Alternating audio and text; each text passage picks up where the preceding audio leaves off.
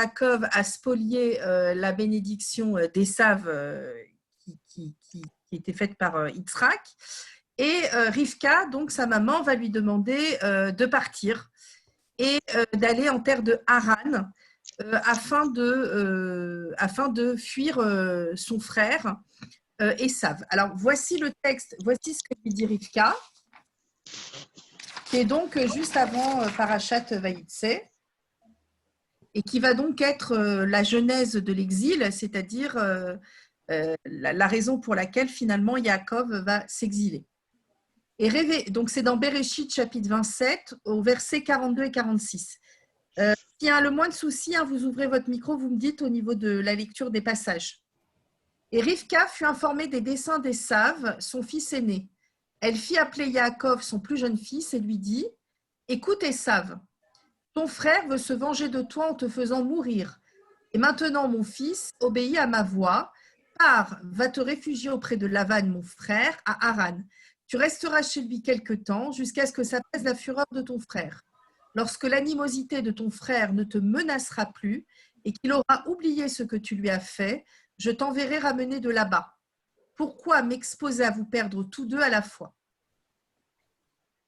Rivka dit à Yitzhak, la vie m'est à charge à cause des filles de Chet. Si Yaakov choisit une épouse parmi les filles de Chet, telle que celle-ci parmi les filles de cette contrée, que m'importe la vie. Donc, l'argument que Rivka donne à Yaakov pour partir en terre de Haran, c'est d'aller chez sa famille, puisque vous savez que Rivka vient de Haran, c'est la sœur de Lavan et la fille de Bethuel.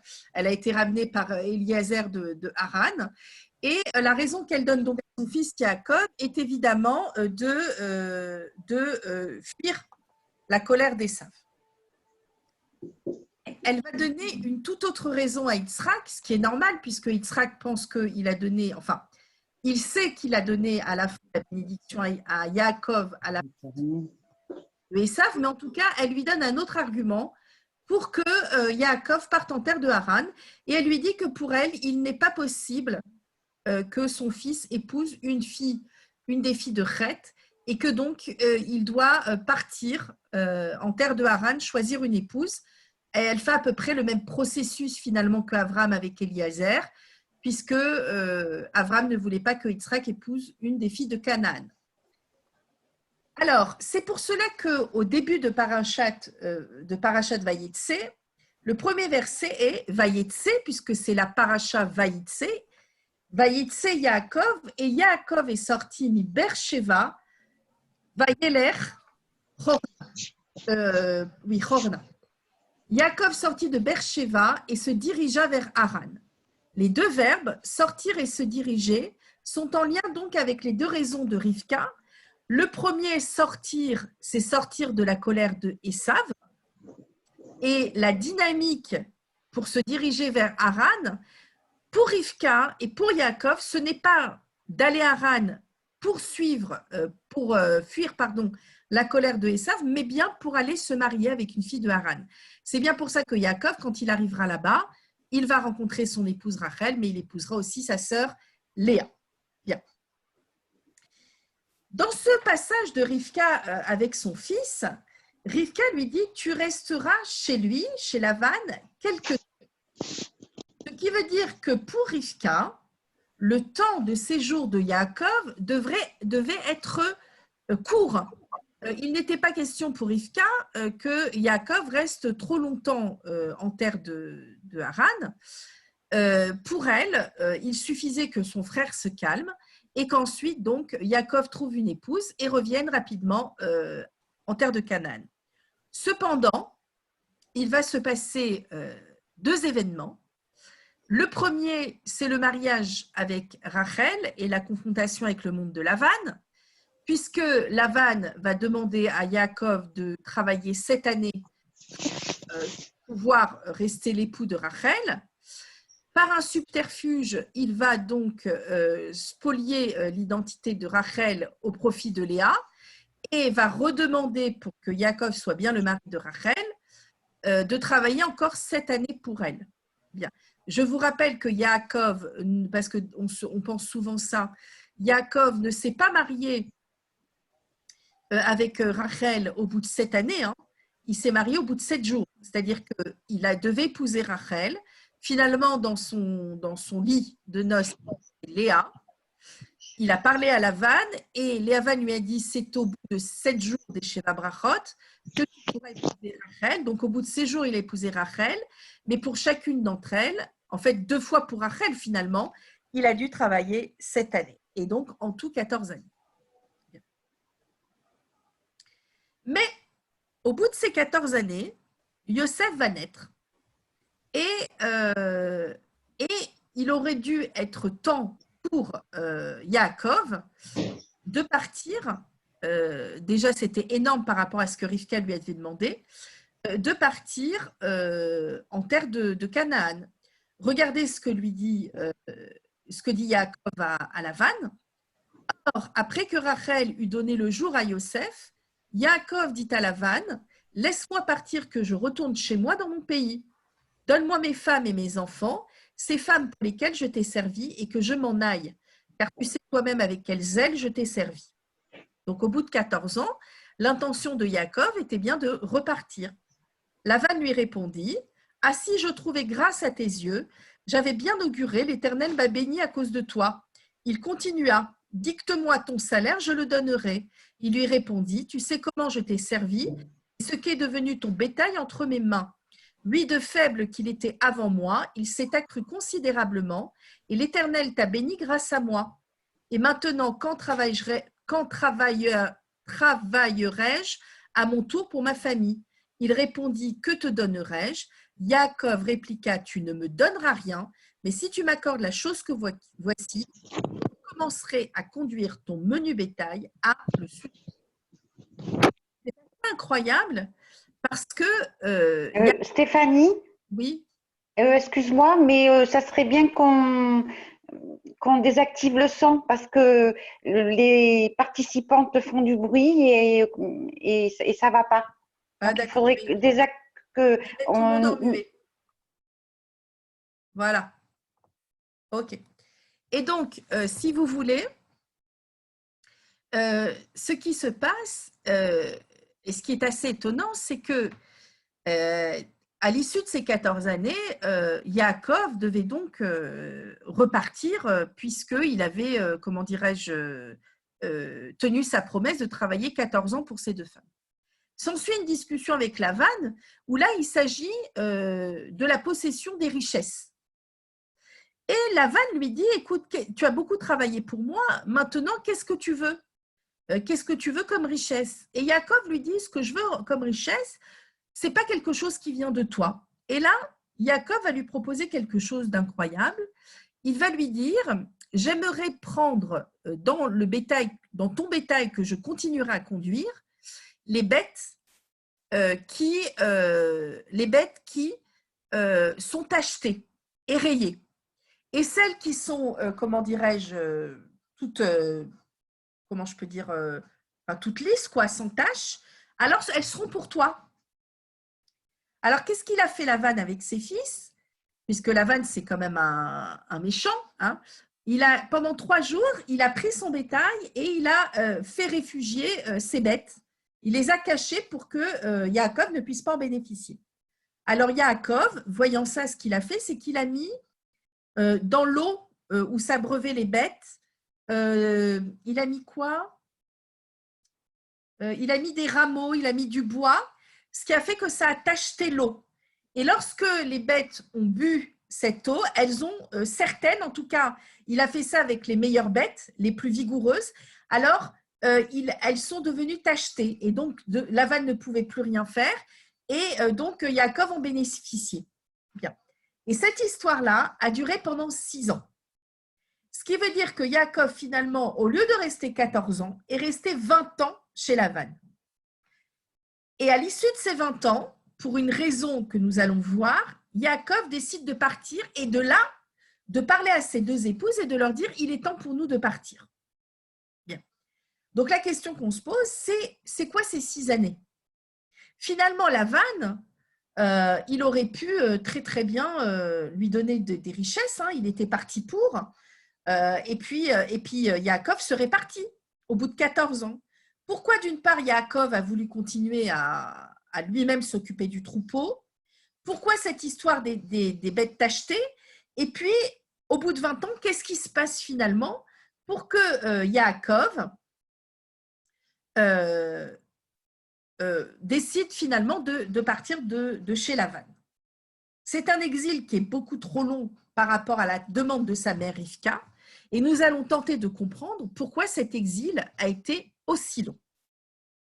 À l'issue de cet exil, donc, Yaakov va dire dans la paracha de Vaïtse au chapitre 31, verset 41, « J'ai passé ainsi 20 années dans ta maison, je t'ai servi 14 ans pour tes filles et 6 ans pour ton menu bétail, et tu as changé 10 fois mon salaire. » C'est ce qu'il va dire de manière très ferme à Lavan pour lui dire maintenant qu'il a envie de partir et de quitter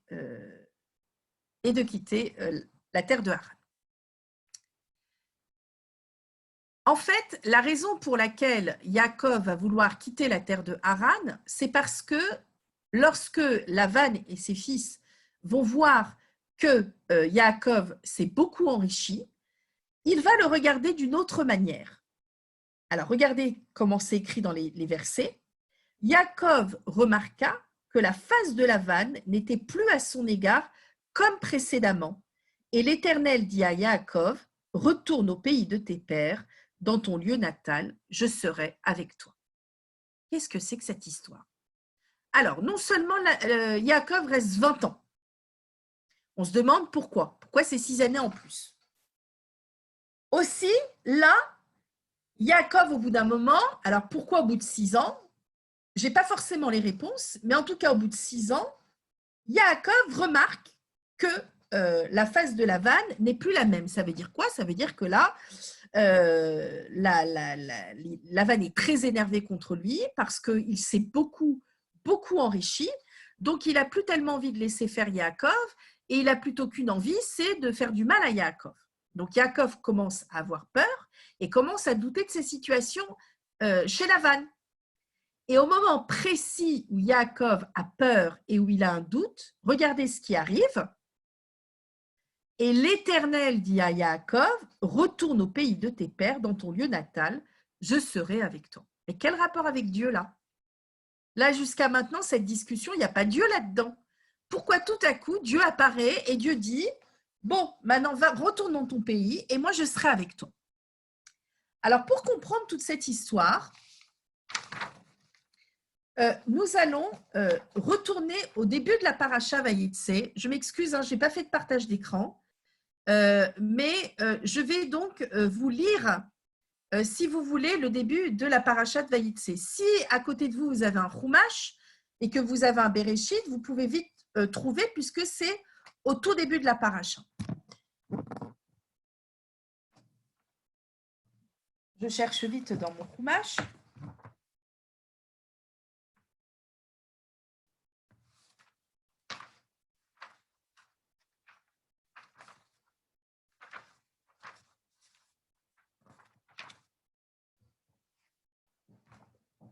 Yaakov sortit de Beersheba et alla à Haran. C'est ce que je vous avais dit au début de l'étude.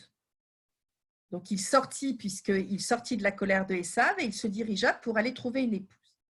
Il atteignit l'endroit et il y passa la nuit, parce que le soleil s'était couché. Il prit une des pierres de l'endroit, la mit sous sa tête et se coucha en ce lieu. Il eut un rêve que voici, une échelle était dressée sur la terre, son sommet atteignait le ciel, et des anges divins montaient et descendaient le long de cette échelle. Et voici que l'Éternel se tenait sur lui et disait, « Je suis l'Éternel, le Dieu d'Abraham, ton père, et le Dieu d'Itsrak. Cette terre sur laquelle tu reposes, je la donne à toi et à ta postérité. » Alors, le lieu dans lequel se trouve Yaakov, il n'est pas écrit dans le texte, mais en tout cas, par les commentateurs, par Rashi, nous savons que c'est le Har Moria, le mont Moria.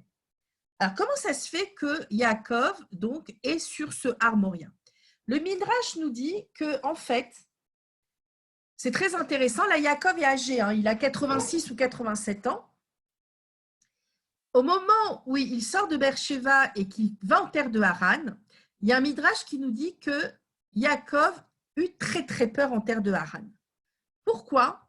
Parce que la terre de Haran, Haran en hébreu veut dire la colère. Il y a vu énormément de colère. Il y a vu même la colère d'Ésav contre lui.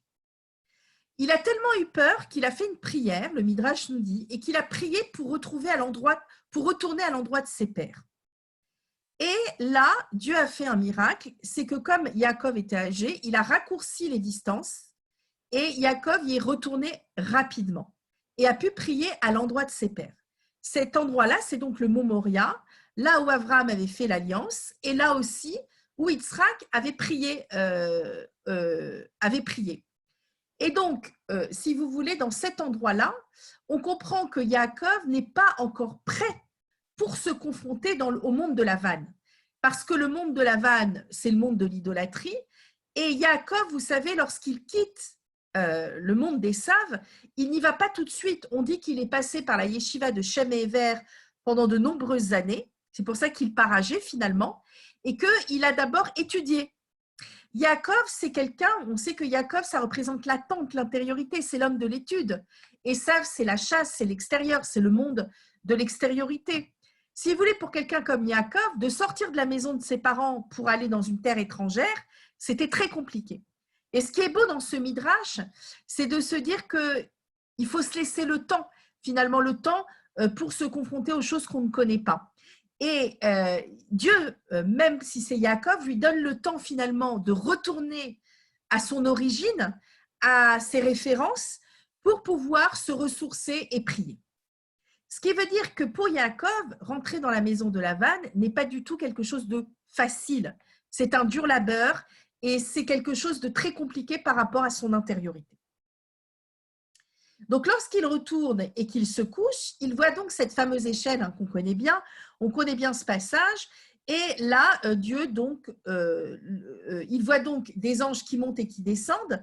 Et là, donc, Dieu lui parle et lui dit qu'il est l'Éternel. Et évidemment, il lui fait comme pour Abraham et comme pour Yitzhak, la promesse, excusez-moi, de la terre pour sa postérité. Donc, on voit bien ici dans cette parasha de Vayetze, au tout début, que Akadosh Baruch Hu fait une promesse de terre, de la terre d'Israël à Yaakov. Bien, on continue ce passage de la parasha. Elle sera ta postérité comme la poussière de la terre. C'est un peu les mêmes promesses qu'avec Abraham.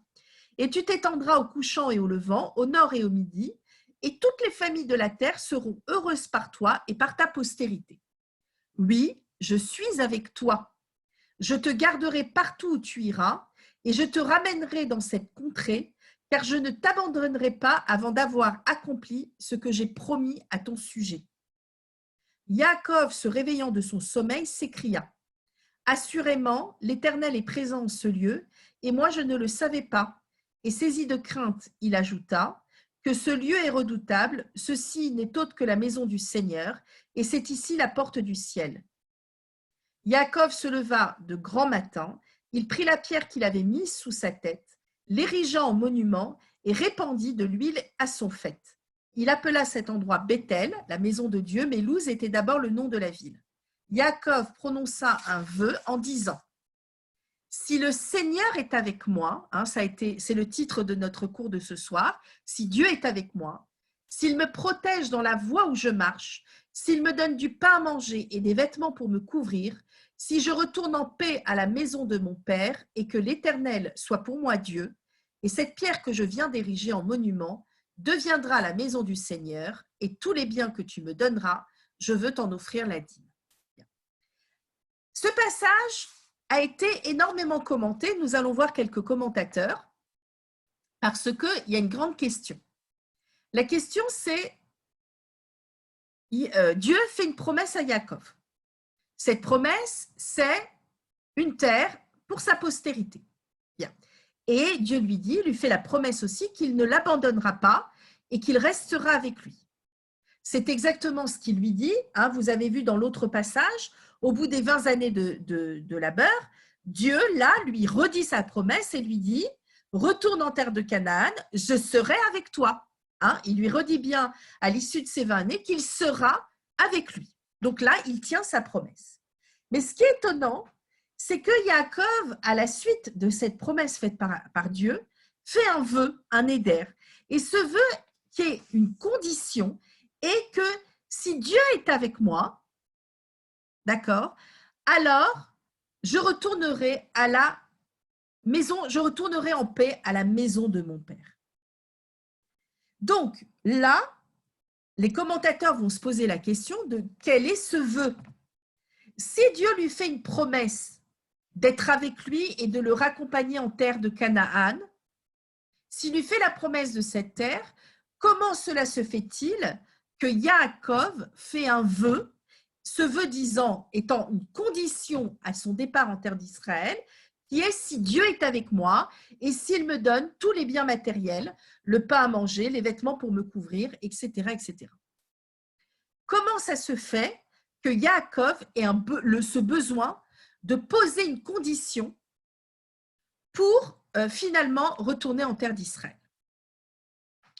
Que cela vient-il nous dire finalement de la relation de Yaakov à Dieu?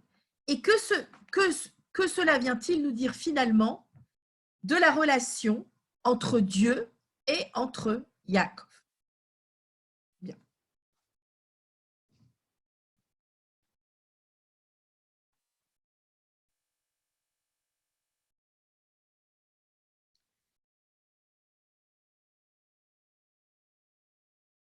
Alors,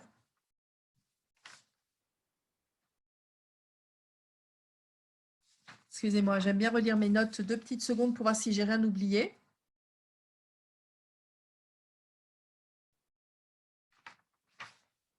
Bien.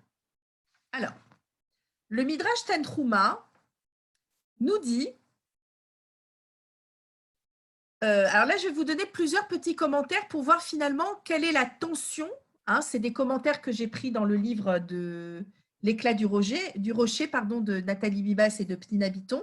Quelles sont finalement les tensions, la tension entre cette promesse divine et cette promesse divine et ce vœu conditionnel de Yaakov. Pour le Midrash Tanhuma, il nous dit « Tout le temps qu'il était chez Lavan, la parole divine ne se révélait pas à lui.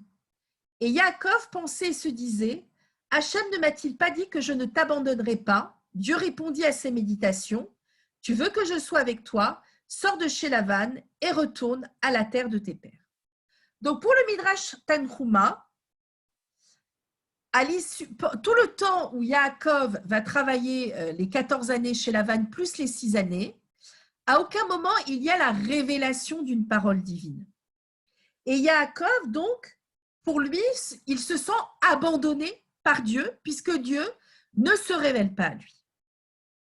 Et là, le Midrash Tanhuma nous dit qu'il va répondre à ses méditations en lui disant « Si tu veux que je sois avec toi, il faut que tu sortes de la maison de Lavan. » Donc, ça veut dire que pour le Midrash Tanhuma, il faut que Yaakov soit actif dans ce départ pour qu'il soit avec lui.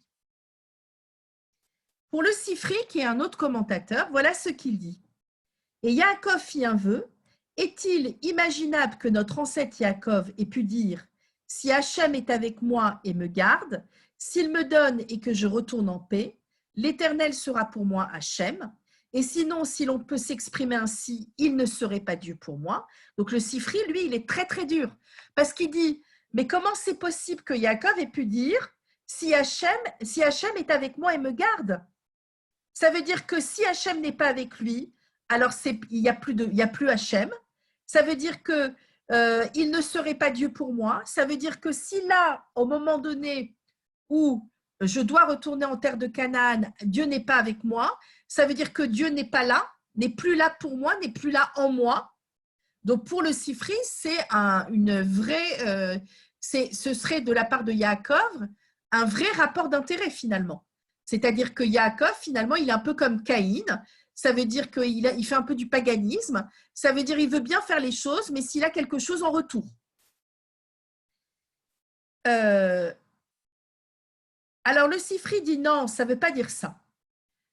il faut comprendre l'expression « l'Éternel sera pour moi Hachem », comment que son nom repose sur moi de sorte qu'il n'y ait aucune tare chez mes descendants, du commencement jusqu'à la fin. Ça veut dire que pour le Sifri, quand Yaakov fait ce vœu conditionnel, alors c'est parce que Yaakov veut que lorsqu'il retournera en terre de Canaan, toute sa descendance soit une descendance sans tare. Donc, c'est un peu aussi quand même un rapport d'intérêt, dans le sens où il attend quand même, selon le Sifri, quelque chose de Dieu, qui est que tout va bien pour la descendance de Yaakov. Bien. Alors, pour Rashi, voilà comment il interprète « si Dieu est avec moi », il va dire « S'il tient pour moi ces promesses qu'il m'a faites d'être avec moi, comme il me l'a dit, et voici je suis avec toi, s'il me garde comme il me l'a dit, puisqu'il a dit « je te garderai partout où tu iras », s'il me donne du pain à manger comme il me l'a dit, car je ne t'abandonnerai pas, on dit de celui qui mendie du pain qu'il est abandonné, ainsi qu'il est écrit « jamais je n'ai vu un juste abandonné, ni ses enfants obligés de mendier leur pain, c'est dans Téhillim. » Rashi, lui, il est beaucoup plus simple. Il dit juste que Yaakov fait du répondant, il met les choses en parallèle, puisque vous vous souvenez que dans la paracha, lorsque Dieu fait la promesse, il lui dit « je te garderai partout où tu iras, je ne t'abandonnerai pas ». Et donc, Yaakov fait une réponse aux différentes occurrences de Dieu en lui disant « alors voilà, si tu ne m'abandonnes pas, ça veut dire si tu me donnes du pain, si tu me gardes, ça veut dire si tu seras partout où j'irai, alors en effet, je retournerai en terre de Canaan. » Donc, Yaakov dit bien qu'il aurait trop peur finalement, selon Rashi, d'être sans Dieu pour retourner en terre de Canaan. C'est-à-dire qu'il appuie bien sur la promesse de Dieu et il dit bien à Dieu, j'espère que tu rempliras toutes les occurrences de la fin, d'être accompagné pour que je puisse rentrer en terre de Canaan. Ça veut dire que, selon Rashi, Yaakov ne se sent pas la capacité tout seul, sans l'aide de Dieu, de retourner dans la maison de ses pères. Bien. Ça va? C'est bon pour tout le monde? Vous me dites si c'est compliqué au niveau des commentaires. Bien. Alors, je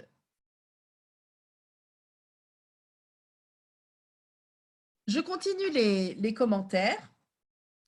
Rabbi Avihu, lui, fait une marloquette avec Rabbi Yonatan et dit que les versets sont inversés. C'est-à-dire que le récit est inversé dans le sens où il n'est pas possible que Dieu fasse une promesse et que Yaakov ensuite mette un conditionnel à cette promesse. Ce n'est pas logique. Il aurait fallu plutôt que Yaakov dise « si le vœu d'être avec moi est accompli » et là, Dieu lui fasse une promesse. Donc, pourquoi Dieu lui ferait une promesse et Yaakov demanderait encore une fois, ferait ce vœu au conditionnel? Bien.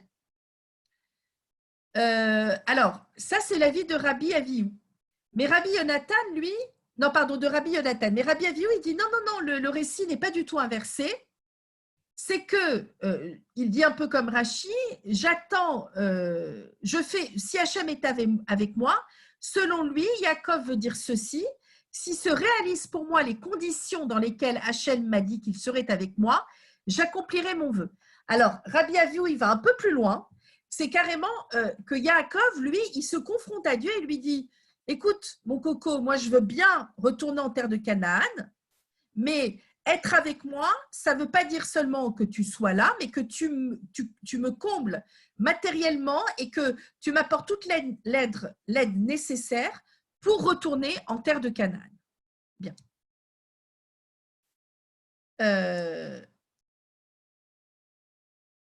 Alors, Rav Huna, lui, va être plus clément vis-à-vis de Yaakov et va voir ici plutôt une promesse d'un juste, pardon, une condition d'un juste. Ça veut dire quoi? Ça veut dire que Yaakov sait très bien, finalement, qu'il n'y a pas de, comment dirais-je, de promesse, j'arrive pas à trouver le mot, de promesse qui puisse forcément exister.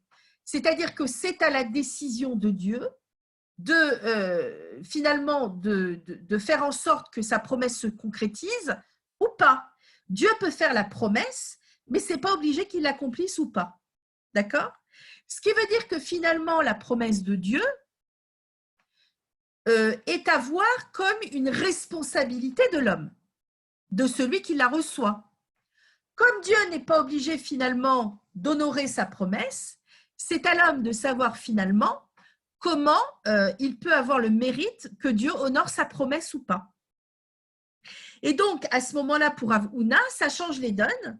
Ça veut dire que lorsque Yaakov dit « si Dieu est avec moi », ça voudrait dire que, finalement, si j'énonce une condition, alors j'évite le péché. Parce que je me dis que si Dieu est avec moi, il faut que je fasse tout pour que Dieu reste avec moi. Et pour que finalement, je fasse en sorte que Dieu tienne sa promesse.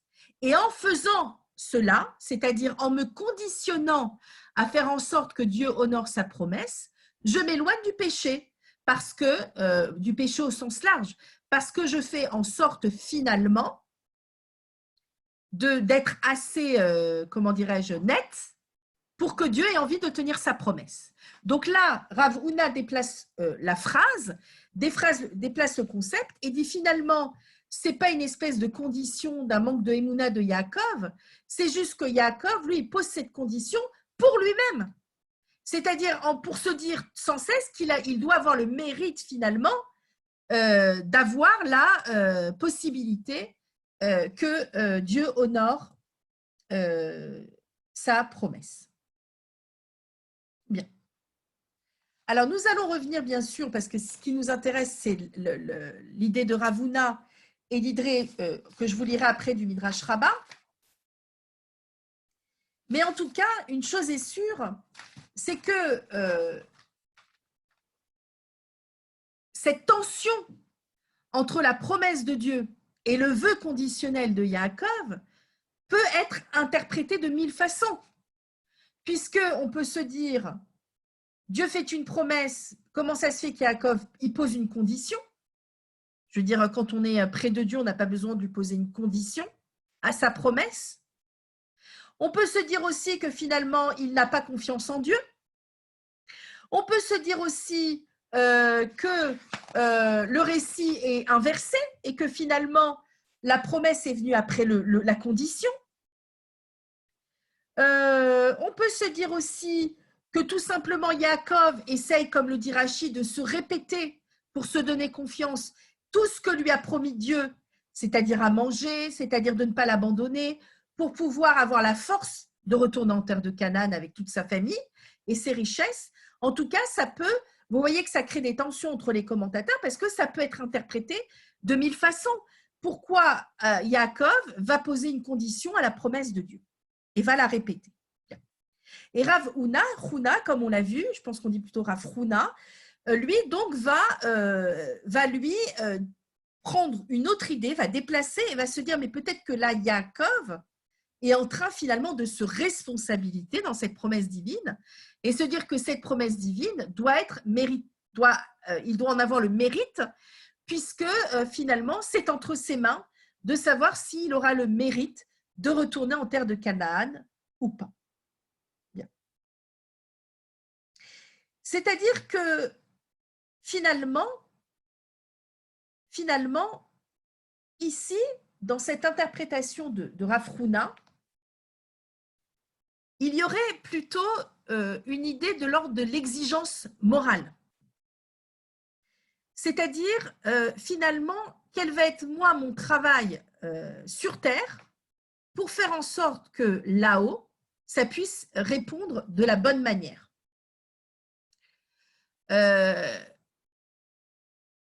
L'exigence morale, c'est ce qui incombe à tout à chacun.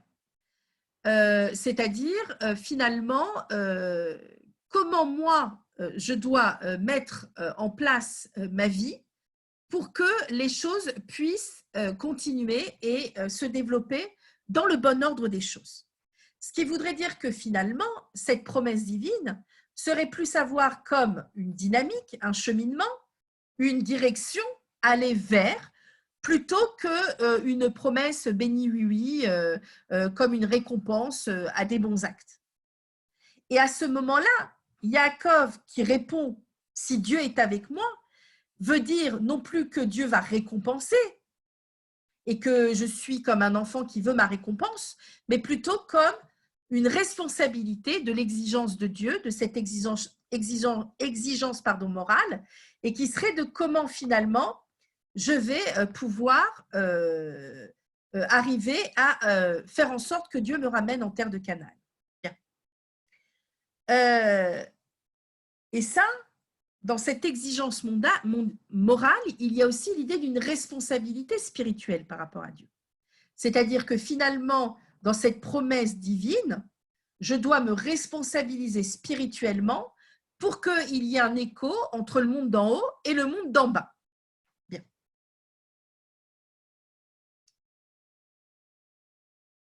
Ce qui fait que lorsque nous relisons finalement le passage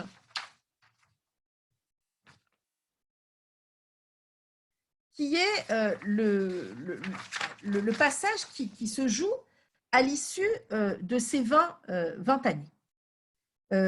Du moment où finalement donc Yaakov va quitter après les 6 ans la terre de Lavan. Regardez donc ce qui se passe.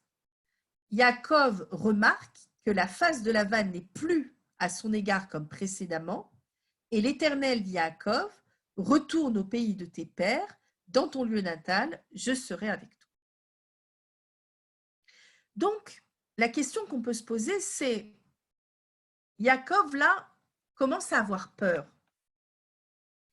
Et il commence à ressentir un doute de, finalement, comment Lavan le regarde. Mais franchement, qu'en pensez-vous? Vous pensez que pendant ces 6 années où Yaakov s'est enrichi, vous pensez que Lavan le regardait bien? Vous pensez qu'au début, il s'est dit « ouais, c'est génial ». Et même si Yaakov n'avait pas employé ce subterfuge de prendre les meilleures bêtes en les tachetant, en colorant l'eau, vous pensez que Lavan, même une seule bête, étant donné comme il était, comment on dit, comme il avait l'appât du gain, vous pensez vraiment qu'il aurait voulu, il aurait regardé depuis le début de ces 6 années Yaakov d'un bon œil? Non. Lavan, quand il propose à l'issue des 14 années, en lui disant bon bah dis-moi ton salaire, je le donnerai, c'est évidemment encore une fois un subterfuge. Lavan, évidemment, si Yaakov lui aurait dit donne-moi quelques bêtes à toi, Lavan aurait tout fait pour qu'il ne prenne pas ce bétail. Ou il lui aurait dit bah alors si tu veux ça, tu travailles encore des années pour moi, etc. Donc lorsque Yaakov lui dit moi je ne veux plus travailler, je vais continuer à conduire ton bétail, mais je vais m'enrichir tout seul, c'est une manière finalement pour Yaakov de s'autonomiser et de sortir du monde de Lavan et de dire à Lavan maintenant, je dois m'enrichir pour moi-même. Mais en fait, Yaakov, quand il dit ça, il ne le dit pas pour Lavan. Il n'en a rien à faire, lui, de s'autonomiser par rapport à Lavan. Lui, il le dit pour lui-même. Ça veut dire quoi, il le dit pour lui-même? Ça veut dire que finalement, Yaakov a compris. Et c'est là son doute, a compris qu'il devait sortir du monde de Lavan. Il comprend qu'il doit sortir du monde de Lavan et c'est seulement au bout de 6 années qu'il remarque que Lavan le regarde mal. Qu'est-ce que ça veut dire? Ça veut dire qu'au bout des 14 ans, Yaakov a compris quelque chose de lui-même. Il a compris qu'il commençait à s'intégrer au monde de Lavan. On pourrait appeler ça s'assimiler au monde de Lavan. Et ça, c'est très compliqué parce que vous vous souvenez au début de Parashat Vayetse, le fameux Midrash où il a prié pour retourner à Armoria, à ses origines, pour pleurer, pour prier dans la maison de ses pères. Parce que quand il est arrivé en terre de Haran, il a eu peur. Il a eu peur parce que c'était une terre complètement étrangère de ce monde. Et vous avez vu en plus ce qui est très intéressant, c'est que Yaakov va travailler pendant 14 ans. Alors qu'à la base, Yaakov n'est pas un travailleur, c'est Ésav qui l'est. On disait que Ésav, c'était un chasseur. Yaakov, lui, c'est un homme d'études, c'est l'homme de l'attente. Ce qui fait qu'en travaillant, Yaakov, qu'est-ce qu'il va prendre?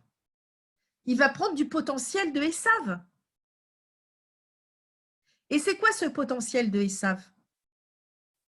Ce potentiel de Ésav, comme on disait pour Ésav, il était chasseur dans sa bouche. Ça veut dire que le Midrash nous dit que Ésav, il utilisait le monde matériel, il utilisait le monde spirituel pour pouvoir jouir du monde matériel. Vous savez que Ésav était très très fort aussi en Torah. Mais sauf que lui, il faisait l'inverse, c'est-à-dire au lieu d'élever la matière grâce au spirituel, il utilisait le spirituel pour pouvoir jouir du monde matériel. Donc là, Yaakov, et vous savez que Yaakov, toute sa vie, ça n'a été que supercherie. Vous savez que Yaakov, ça veut dire sinueux, ça ne veut pas dire que le talon, ça veut dire sinueux aussi. Ça veut dire que tout ce chemin sinueux est toujours un chemin de tromperie. Au même titre que lorsque il va avoir Léa au lieu de Rachel, souvenez-vous que Lavan va lui lancer ce pic et va lui dire « Il n'est pas dans nos coutumes de faire passer l'aîné après la cadette ou la cadette avant l'aîné. » Et ce qu'il veut lui dire là, c'est « Si toi, tu as pris la place de l'aîné, moi, dans mon pays, on ne prend pas la place de l'aîné. » Et Léa, c'était l'aîné. Donc, vous voyez bien que Yaakov, sa grande difficulté, et c'est pour ça qu'il a peur en terre de Haran au départ, c'est qu'il a peur d'Ésav. Et lorsqu'il fuit Ésav, Ésav finalement reste, son potentiel reste en lui tout au long de son chemin et en terre de Haran.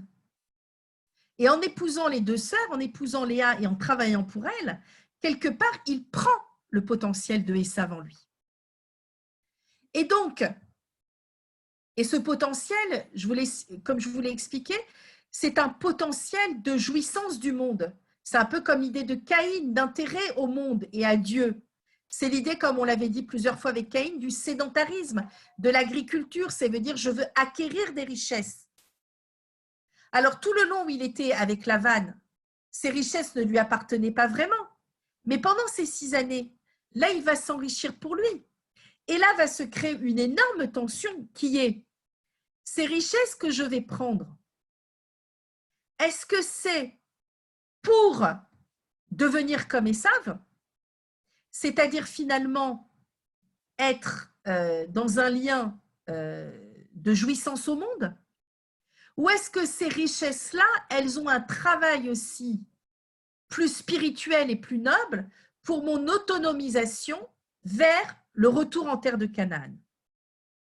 C'est-à-dire qu'ici, finalement, il y a quelque chose qui se joue, c'est que Yaakov, comme l'avait dit, je crois que c'est le Sifri qui dit ça,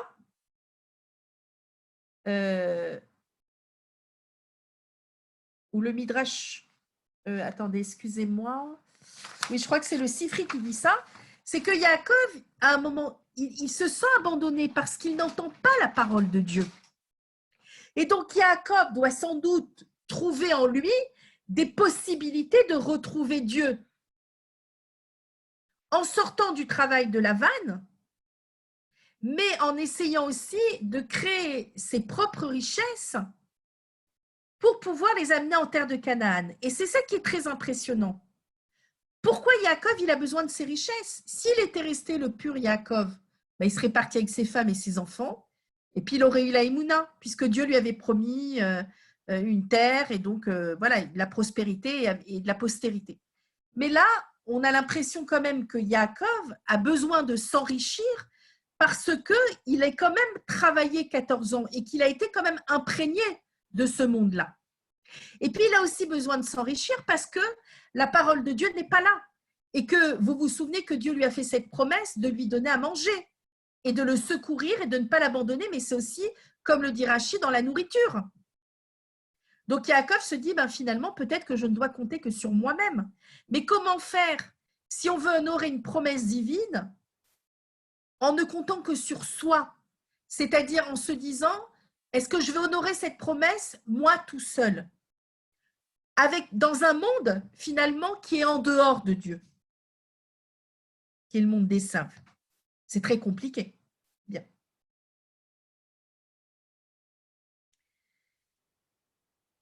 Et à un moment donné, en ayant finalement, j'extrapole, hein, je fais un peu d'anthropomorphisme, ça veut dire j'utilise des mots un peu trop humains, mais finalement, en ayant travaillé sur cette tension entre le haut et le bas, c'est-à-dire entre comment je peux me dépatouiller tout seul sans la parole de Dieu, tout en finalement, comment dirais-je, tout en comptant que sur moi pour m'enrichir, comment finalement je vais retrouver Dieu. Et ce qui est intéressant, c'est qu'à l'issue de ces 6 années, il va retrouver Dieu. Mais comment il va retrouver Dieu? Sur le visage de Lavan. C'est-à-dire en voyant que Lavan le regarde mal et veut finalement lui faire du mal.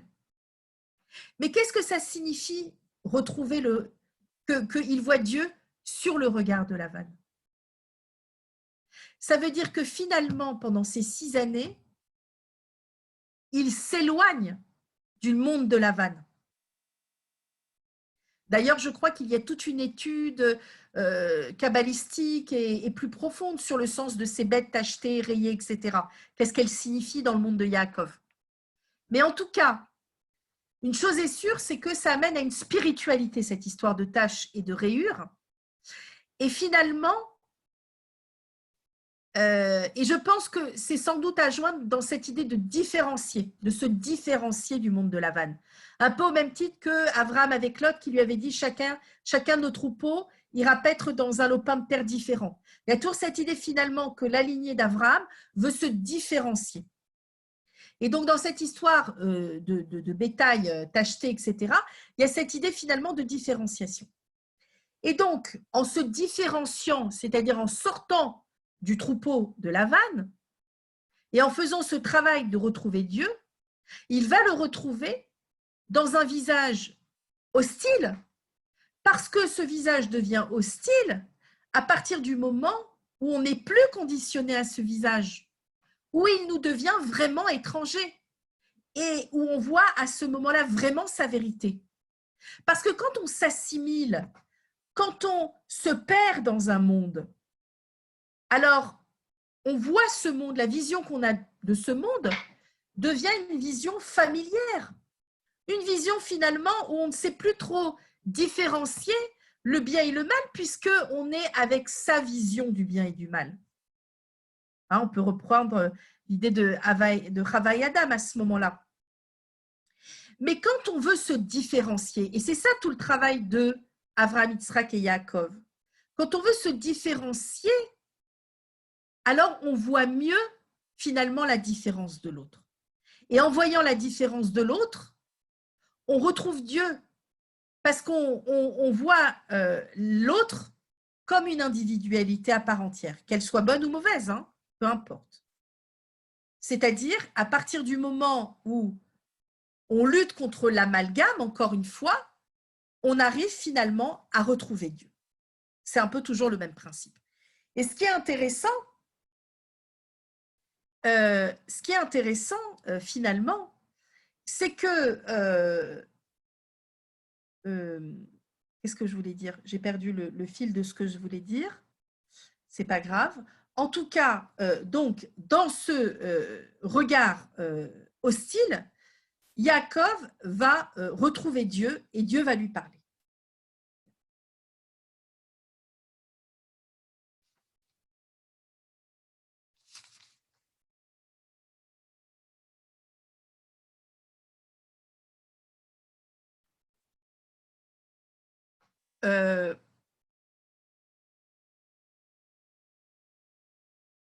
Comme je l'ai dit, finalement, ces 6 années ont servi à mettre en tension Yaakov pour lui permettre de sortir du monde idolâtre de Lavan, dans lequel il a séjourné 14 années, et pour pouvoir retrouver le monde de Dieu et la parole de Dieu, avec toute sa promesse.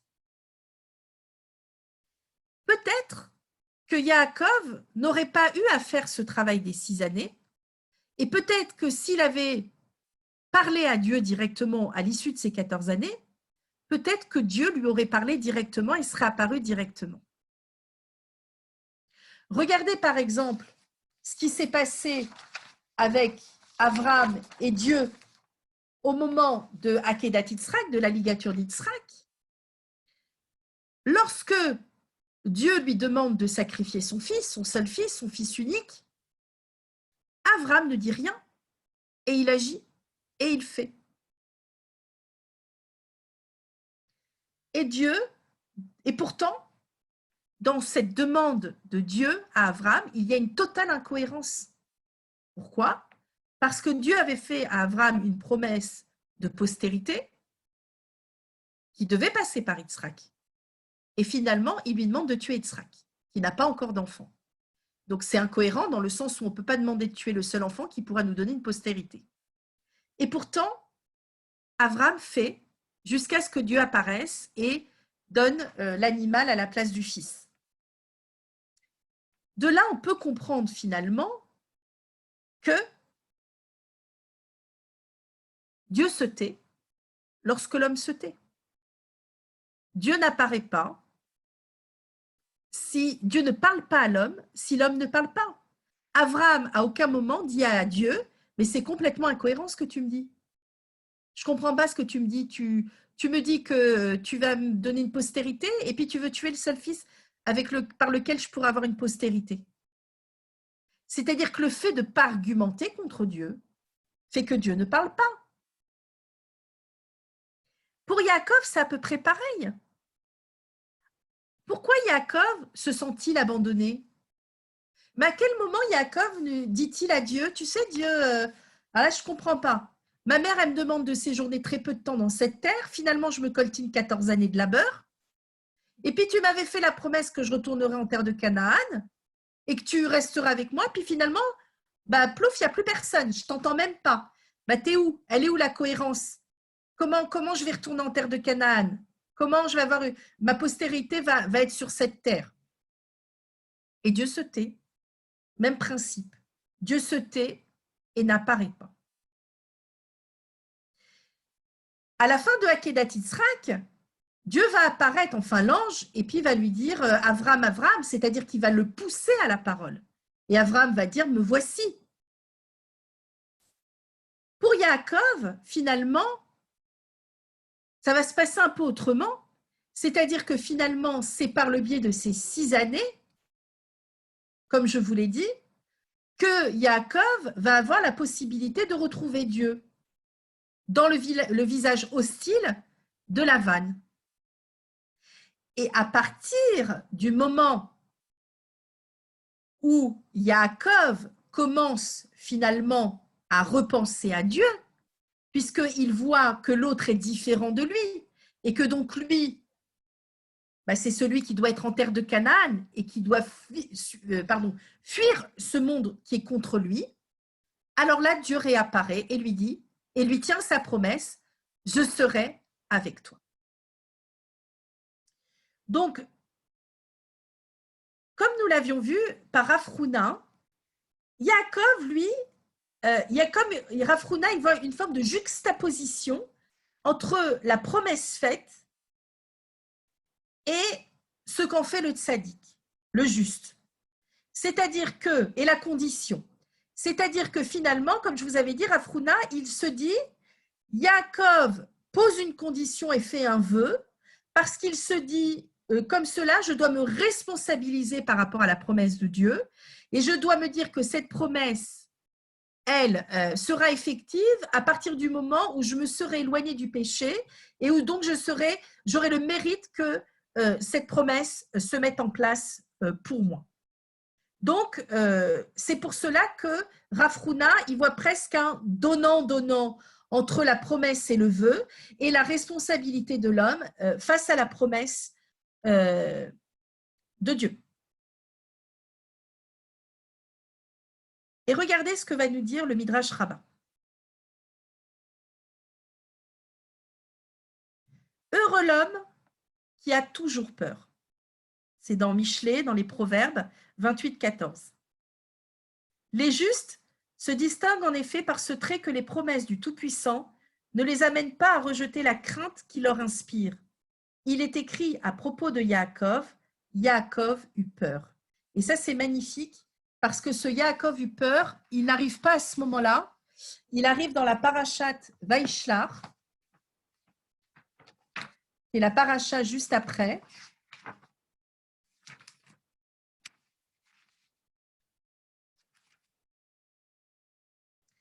Yaakov envoya des messagers devant lui vers Esav son frère, au pays de Séhir dans la campagne d'Édom.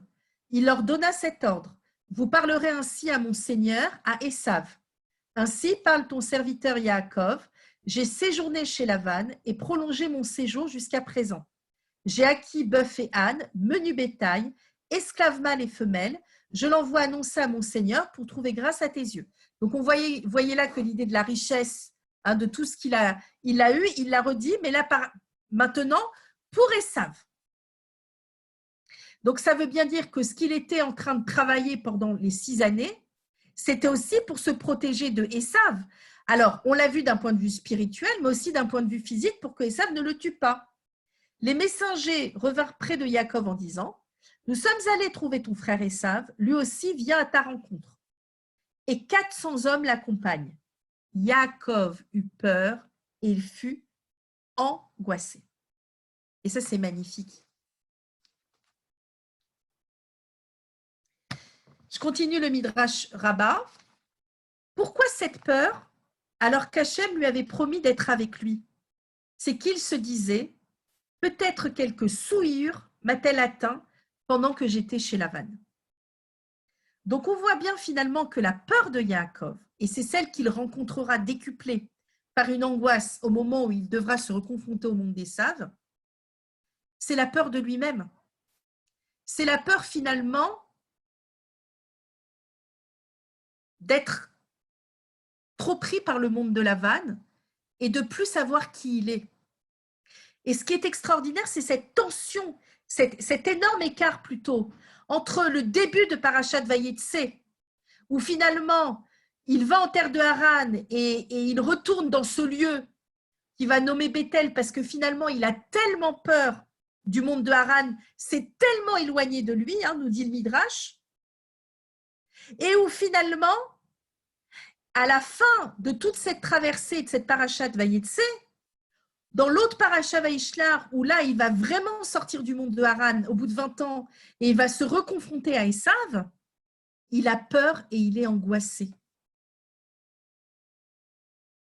Il n'a pas peur du monde de Lavan cette fois-ci, dans le sens où il n'a pas cette première peur qui est une peur d'un monde étranger à soi. Cette peur, par exemple, pour caricaturer du petit Froum qui sortirait de son quartier ou de son shtetl et qui virait la ville moderne. Ce n'est pas cette peur-là de Parashat Vayetse. Là, c'est une autre peur. C'est une peur de soi-même vis-à-vis du monde extérieur. C'est-à-dire, finalement, j'ai goûté à ce monde extérieur. Je suis sortie de mon petit shtetl.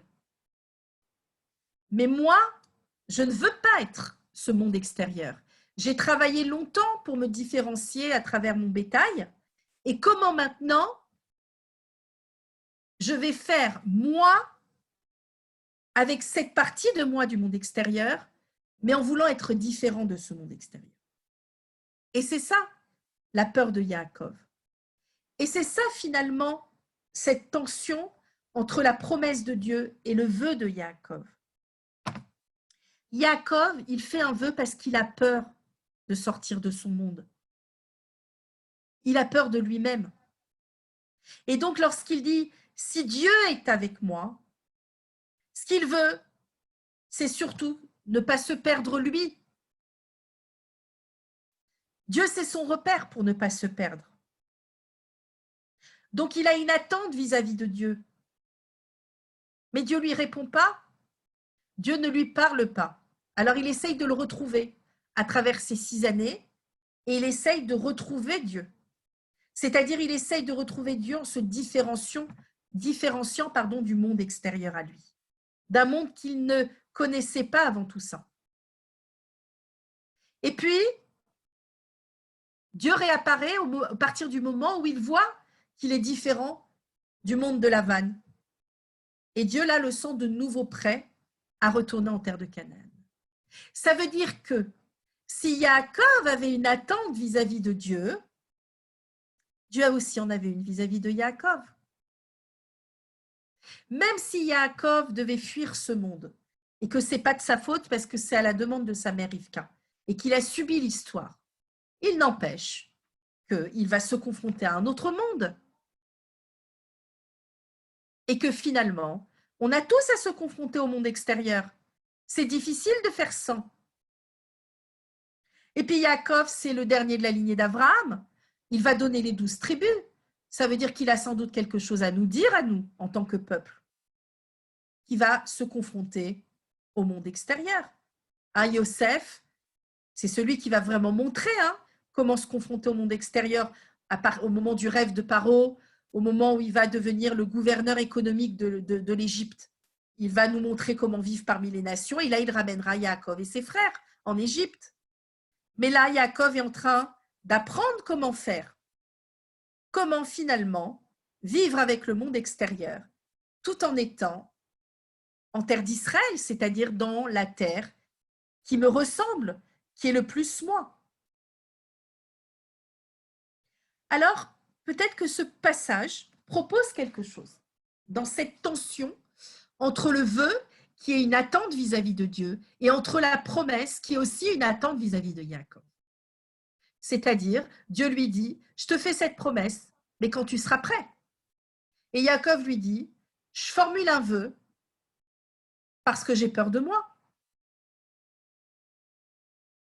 Alors peut-être que là, ce passage, il nous propose quelque chose. Peut-être ce qu'il nous propose, c'est de nous dire que l'autre avec un petit a, n'est pas un miroir de nous-mêmes. Le seul qui est un miroir de nous-mêmes, c'est Dieu. Souvent, on pense que les autres, parce qu'ils nous énervent ou parce qu'ils nous apportent de la joie ou parce qu'ils nous ont compris. Et s'ils font ça, c'est parce qu'ils sont le miroir de nous-mêmes. C'est-à-dire qu'on n'autonomise jamais les autres à se dire que finalement, c'est leur histoire et que s'ils sont comme ça, ça n'a rien à voir avec nous-mêmes. C'est souvent le cas d'ailleurs. Les réactions des autres ou la manière d'être à nous-mêmes, c'est jamais finalement véritablement à cause de nous. Mais nous, on croit toujours à cet effet à ce fameux effet miroir, il y avait trop de F dans la phrase, qui est que finalement, l'autre, s'il est comme ça avec nous, c'est parce que il veut nous attaquer, il a très bien compris comment on était, alors il fait en fonction de nous, ou alors il sait très bien que j'aime ça, alors il fait en fonction de moi. Ce qui est vrai aussi, hein. Mais ça, dans le don, ce n'est pas un effet miroir, c'est plutôt un échange. Il faudrait en fait ne pas confondre l'idée de l'effet miroir avec l'idée de l'échange. Ce n'est pas pareil. L'échange, c'est chacun montre qu'il est comme un pays avec une frontière et que chacun doit faire un peu de l'import-export. C'est ça la vraie relation. Chacun va donner de ses richesses ou va en prendre un petit peu, puis on va faire des échanges, mais il y aura toujours une frontière. L'effet miroir, c'est le monde sans frontières. C'est le monde de l'amalgame. Ça veut dire je rentre dans l'autre et je fais en sorte de le titiller là où ça fait mal. Alors bien sûr, les pervers le font très très bien, mais on peut se dire que tout le monde n'est pas pervers et que finalement, la plupart du temps, on se montre des films et que l'autre ne rentre pas dans nous. Alors pourquoi souvent comme ça, on est dans ces enjeux avec l'autre? Parce qu'on a peur de notre intériorité et finalement, dans ces histoires de bien et de mal, de Chava et Adam, ce qui joue en nous, finalement, c'est toujours qu'est-ce que je montre de moi et est-ce qu'on a vu comment j'étais en moi et comment faire entre le moi de l'intérieur et le moi de l'extérieur et qu'est-ce qui se voit sur mon visage et est-ce que je dois dire ça ou pas dire ça et est-ce que je dois mentir ou pas mentir et finalement, comment je peux avoir confiance en moi? Ça, c'est la question de Yaakov. Si Dieu est avec moi. C'est la question de la peur de soi. Ça veut dire, Dieu ne m'abandonne pas en chemin, reste avec moi pour être ce curseur qui va me permettre sans cesse de faire un lien entre le vrai et le faux, le bien et le mal, entre le monde d'en haut et le monde d'en bas, entre l'extérieur et l'intérieur. C'est ce tiers, cette transcendance, comme je l'ai dit plusieurs fois, pour reprendre le terme de Lévinas, cet infini, qui me permet finalement de tenter le mieux possible de me confronter au monde. Mais Dieu, lui, par contre, c'est un miroir. Parce que en nous, il y a Dieu. Et comme en nous, il y a Dieu, Dieu fera toujours en fonction de notre individualité et en fonction de qui on est à l'intérieur de nous. C'est à nous de chercher le dialogue avec Dieu. C'est à nous de le trouver dans n'importe quel événement qui est extérieur à nous. C'est à nous aussi de le trouver, et là, c'est plus de l'effet miroir, à l'intérieur de l'autre. C'est-à-dire que à partir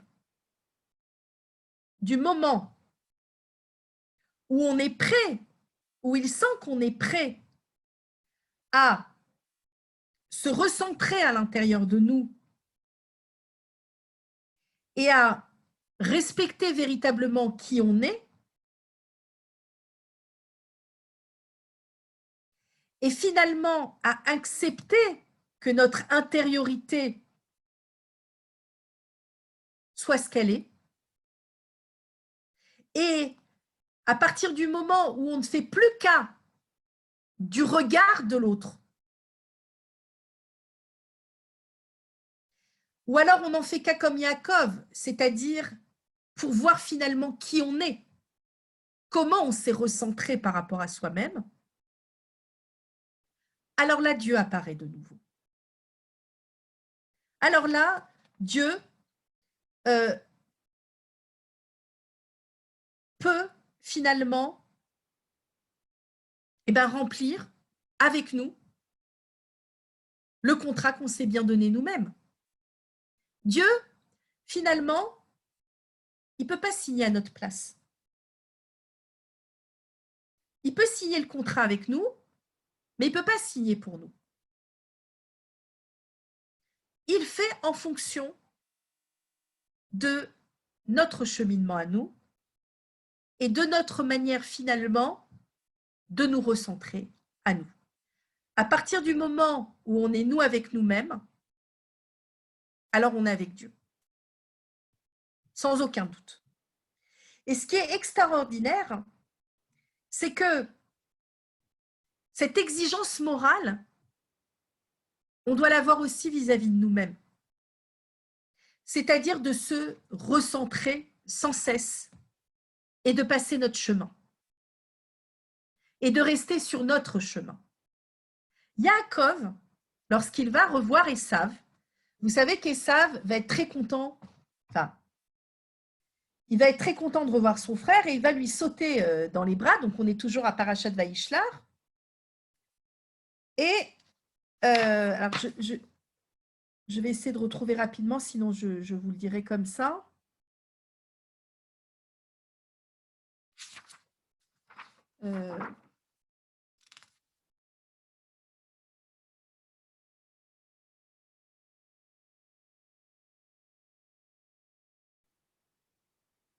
Voilà. Alors, il va au chapitre 33, donc dans Parashat Vaishlar, il va retrouver Esav et Esav va l'embrasser et il va se jeter à son cou et il va l'embrasser, ils vont pleurer et il va voir les femmes et les enfants et il va leur dire, ils vont tous se prosterner devant Esav.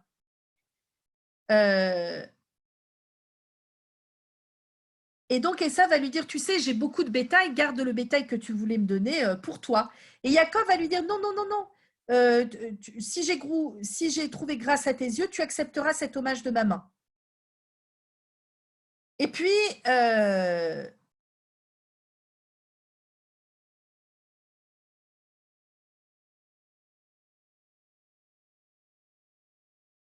Yaakov va lui dire, Esav va dire à Yaakov, partons et marchons ensemble. Je marcherai à ton côté. Et Yaakov répondit à Esav, mon Seigneur sait que les enfants sont délicats, que ce menu et ce gros bétail allaitent, grâce à mes soins. Si on les pousse un seul jour, tout le jeune bétail périra. Que mon Seigneur veuille passer devant son serviteur. Moi, je cheminerai selon le pas du troupeau qui m'accompagne, et selon le pas des enfants jusqu'à ce que je vienne chez mon Seigneur à Séhir. Esav dit, je veux alors te faire escorter par une partie de mes hommes. Il dit, pourquoi cela? Je voudrais trouver grâce aux yeux de mon Seigneur. Ce jour même, Esav reprit le chemin de Séhir. Quant à Yaakov, il se dirigea vers Sukkot. Il s'y construisit une maison, et pour son bétail, il fit des enclos.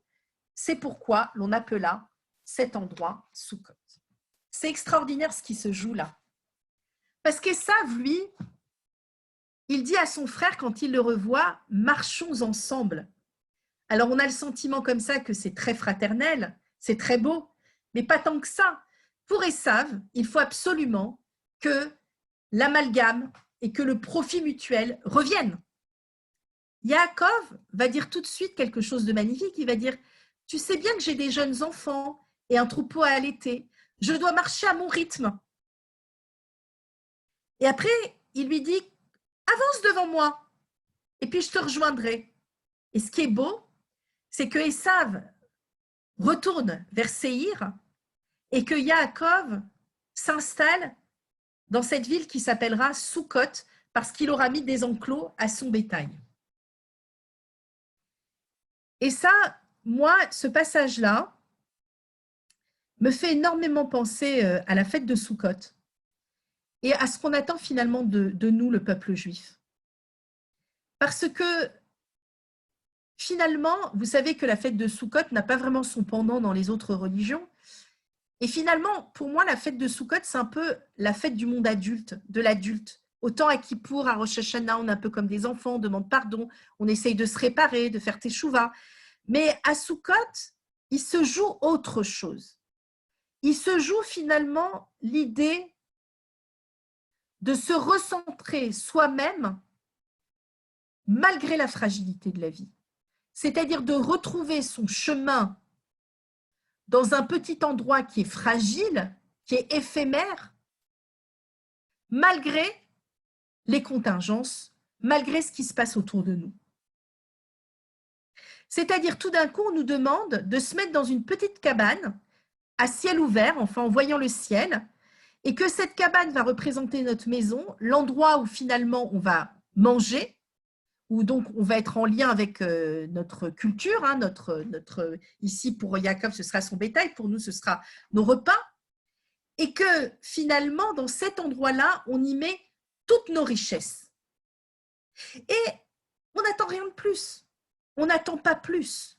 On n'attend pas plus, pourquoi? Parce que finalement, on ne peut pas aller vers le monde extérieur.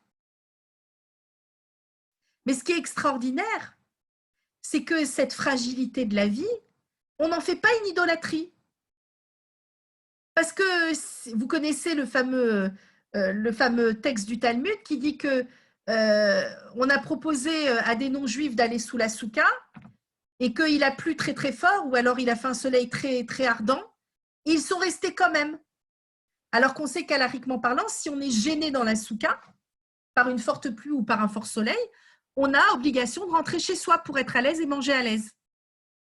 Ça veut dire que cette fragilité de la vie, c'est pas une idolâtrie, genre oui, c'est bien la fragilité de la vie, c'est bien d'être sur un fil. Non, c'est juste un mouvement, une dynamique pour comprendre finalement que il y a quelque chose à faire avec soi-même. C'est ça la fragilité de la vie. C'est cette peur qu'on a d'être seul, d'être solitaire, d'être seul avec ses richesses, ses propres richesses. Ça, c'est la fête de Soukhot. Bien sûr, pas à n'importe quel prix. Être seul avec ses richesses, ça ne doit pas être une souffrance. S'il fait trop chaud ou trop froid, il faut retourner dans son petit cocon initial, comme l'a fait Yaakov quand il est allé en terre de Haran.